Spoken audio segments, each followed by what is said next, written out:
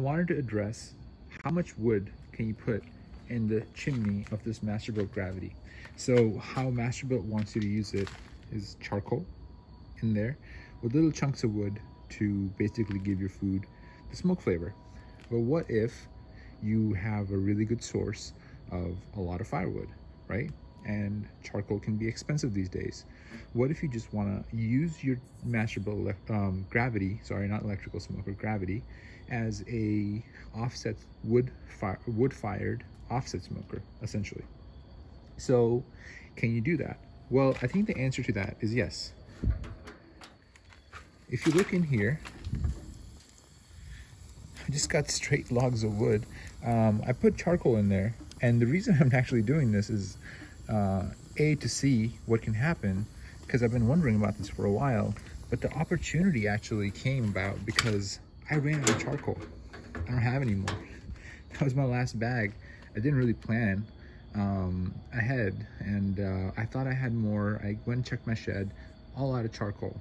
So I'm like, oh well, what the heck do I do now? Because it was just like one thin layer of red hot burning coals. It's been at 250 degrees, and I just threw that wood in there, and I mean it's 246 just because I stopped it for a little bit while I opened that, and then the fan stopped. But look, it'll catch right back up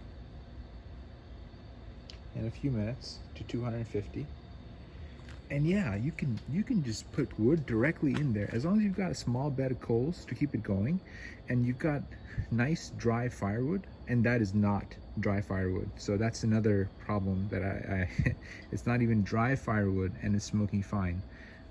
Of course, there's a lot of smoke coming out. I don't know if you can see it. So putting green wood in this is not ideal. You shouldn't do it. You should really just put dry, seasoned firewood. But it goes to show you, even with green wood, the smoker can run on wood as long as you've got a nice bed of coals underneath to keep it going. So I'm gonna cut right here, but I'll come back in an hour or so, or 2 hours, and I believe it's been going for about 30 minutes or so on just the wood alone, and the temperature hasn't budged. It's been staying at the 250, but I believe, I'll come back in an hour or 2 hours, and I believe that wood will burn just fine. And I'm not going to add any more coals to it, because guess what? This is an empty bag.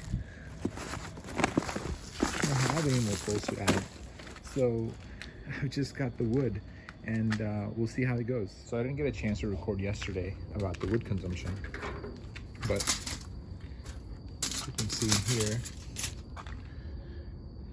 there's just that little log of wood left. The rest of the wood weren't burnt up. I said I wouldn't add more charcoal, and I didn't. I added more pieces of wood though, and that worked out really great. I actually ran it, I was running it at 250 earlier, and then I ended up running it at around 300. Worked fine. One thing I did notice though, because my wood was green, it didn't catch fire very easily. So what I ended up doing was I got the slide, and I closed this off, and then I opened this and I pressed down this button, and essentially all that did was turn this chimney into a really hot flaming chimney, and the fire just started going upwards, and it kind of took the moisture out of the other pieces of wood. That's only because I was using green wood. And after I did that, it was perfect. I closed the lid. After I did this, I actually set a piece, heavy thing down here, and I walked away for 5 minutes, and I came back and the wood had dried up beautifully. And after that, I closed the lid, and this cooker maintained the temperatures fine using the wood with absolutely no charcoal at that point inside of it, because that little bottom layer of charcoal, I mean, it was burnt out, and then as the wood burnt down, it was turning into coals and then igniting and keeping the other wood ignited. Worked perfectly fine. So you could actually, after starting with the base layer of charcoal and making sure you're using dry wood, you could run this cooker on just wood alone and no coals.